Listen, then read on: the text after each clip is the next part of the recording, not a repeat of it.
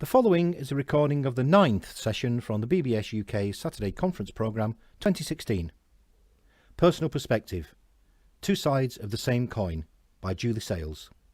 Most of you know me from either from previous conferences or from the BBS clinics. And for those who don't know me, hello and welcome. Hopefully in a minute Phil will have the picture up, and it's a gorgeous picture of Danielle and Holly when we're on holiday, one of my favourites. Beautiful, isn't it? Beautiful girls. Today I want to tell you the journeys of Danielle and Holly have been through all their lives. I know you all will understand and appreciate their journey, as you all have your own stories to tell of the difficulties and the memories we make along the way too. Danielle and Holly both have BBS 1 and suffer with this disease in very different ways and at different times in their lives. They were diagnosed in 1997 by Bardet-Biedl. Both girls were born with 6 fingers and 6 toes, and this is probably the only part of the condition where they suffer the same. It was a very hard time, especially coming to terms with the eye condition. For us at that time was the hardest to bear. Over time this has changed, as both girls have had to deal with many other health issues. It was mixed emotions of relief and dread. Relief that we had answers to why they were as they are, but dread for the future. Danielle was born at 41 weeks and a normal delivery. They informed us that she had 6 fingers and 6 toes, and we were told not to worry. 1 in 100 babies can be born with extra digits. At the time we said, well, it was better to have too many than not enough, and they were removed at 4 months old. We also noticed from a very early age that Danielle was not meeting her milestones, but thought we were being overprotective first-time parents. Danielle has learning difficulties, and as a child she had behavioural problems, coordination, dyspraxia problems, not walking until she was nearly 2, not being able to climb, ride a bike, walking up steps, finding PE, catching a ball, tying up her shoes, very difficult. Danielle has always suffered with her weight issues, and for all her life she has had to be careful what she eats.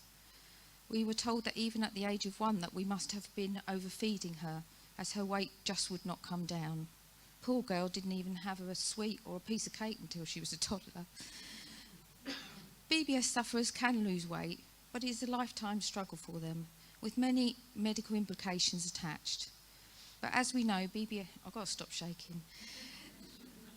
But as we know, BBS love their food, and I do remember when she was little that I daren't tell her the time, as if I told her it was 12 o'clock, she would say, oh good, it's lunch.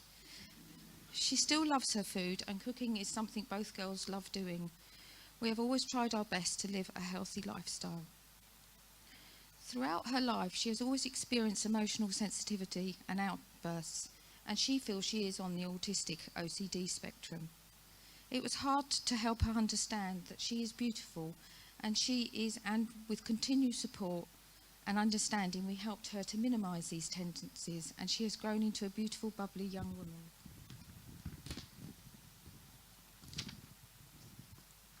She had continuous ear problems from the age of 2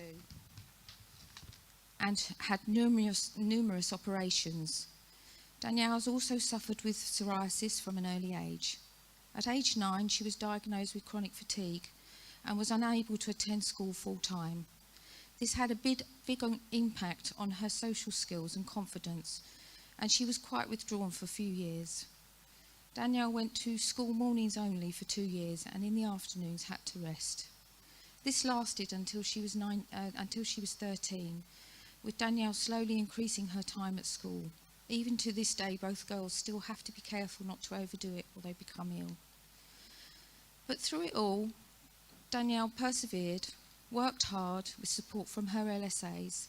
She was statemented in year 2 at primary school and had continued support right through to university, and left school with 6 GCSEs.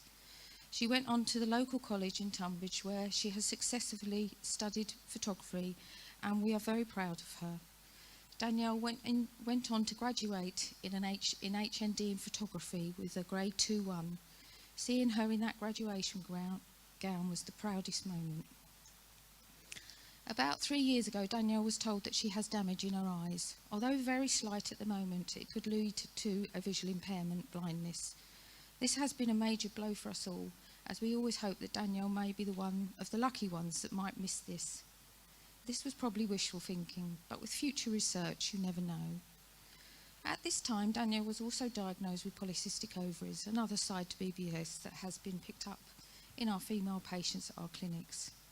Part of this affects her skin, and she suffers badly with infected boils, even to the extent of having to be hospitalised. On a positive note, Danielle is now working part-time, has a boyfriend, and she is still able to drive her car. She has such a bubbly personality, always socialising, enjoying socialising, cooking, bowling, cinema, afternoon teas, loves clothes shopping, and spending time with her family. Holly. At our 19-week scan, we were told that Holly had a heart condition, and she would probably need a heart operation at 2 days old. They also confirmed that Holly also had 6 fingers and 6 toes. At 20 weeks pregnant, I had my first bleed, and I was in hospital for 2 weeks. I was told I had 2 placentas and told to rest. Quite difficult with a 3-year-old. At 33 weeks, I had a major hemorrhage and was taken to hospital. We were then told that I had a major clot and would not be leaving the hospital. I had lost quite a lot of blood, so was given a transfusion of 2 pints. As the last drop went in, the whole lot came out again, and I had another major bleed and I was rushed into surgery. 3 hours later, and another 5 pints of blood, Holly was born 6 weeks early, weighing 4 pounds. After a very traumatic birth, and were told we both really nearly didn't make it. A very traumatic time for us, and especially for Danielle, who was only 3 at the time. Holly suffered from continuing illness from birth. Holly didn't need to have a heart operation in the end. Her plumbing works differently from us, and she has a loud heart murmur.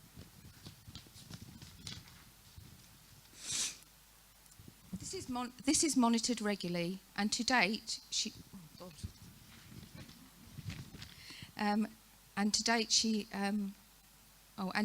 has not had to have any procedures. She had constant chest infections from 4 months old, resulting in many stays in hospital, including septicemia, pneumonia, asthma on many occasions. From the age of 5, she had severe arthritis in her legs, sometimes resulting in being wheelchair-bound. After many years of high-dosage painkillers, we finally got the pain under control with regular acupuncture. Then at the age of 10, Holly's eyes began to deteriorate. She started having problems with night vision and everything becoming blurry. She was missing words out when reading and her colours mixed up, all part of the rod cone dystrophy of BBS. For us as a family, the visual impairment was always the hardest to deal with. She was statemented at the age of 10 and registered blind in 2007. Holly went into secondary mainstream school, and for the first 2 years with support, Holly coped very well. Unfortunately, after that, she had 3 sight losses in an 18-month period, and understandably didn't cope very well, and nor did her parents. She began by not knowing who we were, what she was doing, and understandably getting very upset and confused. We had numerous neurological tests done and all came back clear. She went from using in large print to not being able to see at all. In January 2009, it all became too much for her and she had a nervous breakdown. And a month later, they diagnosed her with severe ME, which we later found out includes visual disturbances. Holly lost all her memory. She didn't know who we were and how to do anything. She couldn't get dressed, eat, bath, or even get out of bed without strict routines. She was constantly exhausted and on the doctor's orders was only allowed to do an activity for 10 minutes and then rest. And until she could do an activity for more than an hour and a half without feeling ill, she was not allowed to return back to school. It was an extremely traumatic time for her and the family, and we had to teach Holly everything again. It was like teaching a toddler all over again. Holly has slowly improved over the past 7 years, but it has been very hard on her and was unable to attend school for 5 years. Holly was home tutored for the 5 years with IT and Braille, and without the support of those special people and all the family and friends I'm not sure we would have got through it. She did manage to attend a health needs school for a few hours for 2 years, and she could then manage around an hour's study and other activities. Through it all, Holly has tried her hardest to stay positive, and we are proud to say that she has started at the local college doing a Prep for Life course in September 2014. In September 2016, she wants to continue at college, and with the support will be doing a catering course. She got accepted on Friday. She is now also becoming very confident using her cane, something she has only started up again in the last couple of years, and now walks from college to the train to our local station where I meet her, something I never dreamed would happen. Through all this, she has continued to have counselling weekly, which has helped her through so many tough times.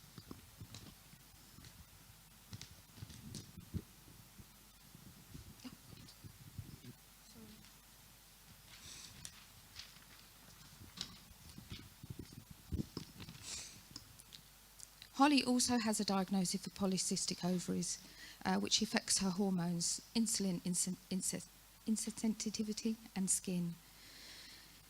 Then in October 2011, after many years of bowel problems, Holly was tested for a possible diagnosis of Hirschsprung's disease, which affects the nerves at the end of the bowel. Holly went through various tests and endoscopies, anal rectal mammography, which showed that the last 12 centimetres of her bowel doesn't work properly. She then went in to have a bowel biopsy, which showed she did not have Hirschsprung's disease. But unfortunately, from the operation, whenever she ate, she was in extreme pain lasting 24 hours. Because of this, she began to lose a lot of weight, 3 stone in total. After 6 months, they inserted a nasal gastric tube, and 6 months later, because she was still not eating and still losing weight and was bordering on anorexia, she was fitted with a peg and is now fed through her stomach to this day. She went on to have numerous tests to determine a cause. They did find that she has a non-rotation of the bowel, her appendix and her gallbladder are in the wrong place, and she has 3 spleens. They thought at first that she had a median arcuate ligament, which is a small faulty blood vessel close to her heart and stomach, and would have meant an operation to release, but this was then discounted. After more tests, they have finally given us a diagnosis of functional dyspepsia, which means it's a functional problem within her stomach, and they can't find anything medically they can correct. Holly has now been in pain and unable to eat for 4 years. Throughout this all, Holly has understandably been very upset, especially not being able to participate in something as normal as a family meal. Unfortunately, it is probable she may not be able to eat again. Luckily, she can still drink. But last year, she started having constant pain, and unfortunately, she still does to this day. We have been under the local pain clinic, who informed us if the strong nerve painkillers she was on didn't work. This could be for life. Functional dyspepsia also causes versical nerve pain, which causes extreme pain and complicates her functional dyspepsia somewhat.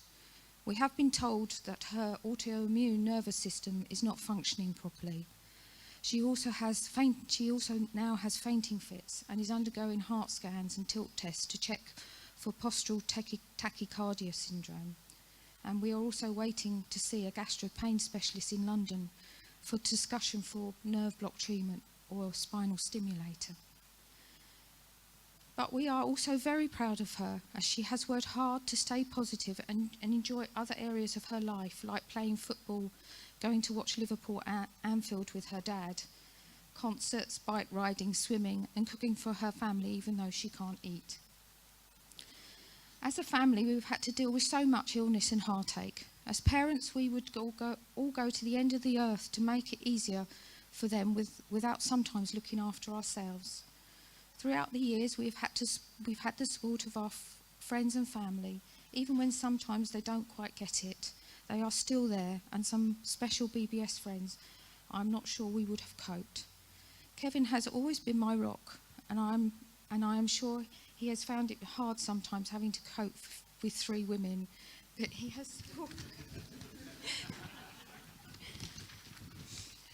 has supported me through thick and thin, breast cancer, gynae, bowel operations to name a few, and I couldn't cope without him, and no wonder the poor man's got no hair left.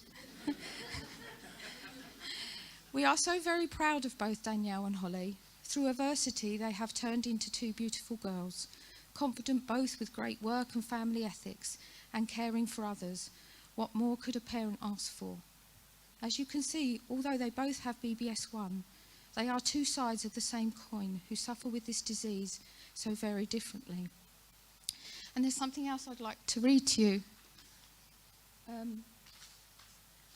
that Holly put on Facebook a couple of weeks ago.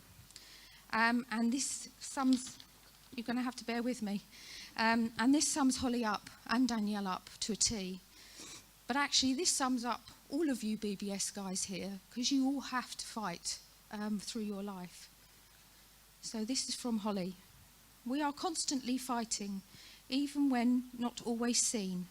Invisible but serious illness that it is to be.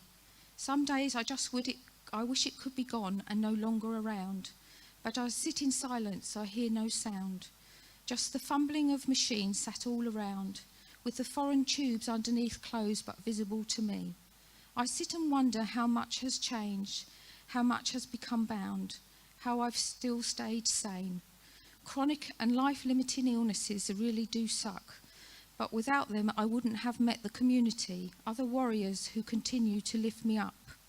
This illness and complications are part of me, something I cannot change, but they've given me insight beyond my years, things no one should see but helps and reminds me I'm proud to be me. I'm alive and I'm here, smiling and believing, hoping and living. The organs may be struggling and the body may be failing, but I've got so much fight still left. Times with loved ones are so very precious, but somehow my body finds strength. Keep swimming, I always say, and it's so true. Even if 1 hour at a time, we mustn't give up. Whatever circumstances we're under, we are stronger than we believe. The empathy, understanding and raw life experience you get, you only understand when you experience them yourself. I wouldn't wish it on anyone else, but it's a battle I am proud to fight. I may have this disease, but it certainly doesn't have me. You can pass on that light, not just by hand, but any way you think. Just imagine the impossible and keep on dreaming, keep on finding that link. My genetic disease I cannot fix, the complications and the progression I'm constantly hit with. It slowly eats your way, bit by bit, but I'm not afraid to be beaten, not afraid of a fight. You just battle on through and keep on swimming to light. Amongst the struggles, there is true friendship still there. People have left, and it's unfortunately true, but there are those who stayed, put their foot down, and meant it that way. I'm grateful to everyone who's been here in whatever way. You know you matter to me and are worthwhile in so many ways. To my family, friends, close or far away. The next few months and years, I don't know what's to come, but I'm here to fight, talking, breathing, and are just about all right. I'll get there somehow, we all will one day. Illness puts barriers, constant obstacles we must overcome. Then those more serious, living life on a shortened line gives you a unique insight no one else will find. We are fighters, warriors with spirit, determination, and a strong-willed, stubborn mind. The future is unknown, but my illness isn't beating me yet. It's got a big fight in front, and I don't give up easy, and I mean that as truth. I'd rather try and fail than fail to try. You ain't saying goodbye without a real good fight. Thank you to everyone who has been here throughout this journey. It means so much.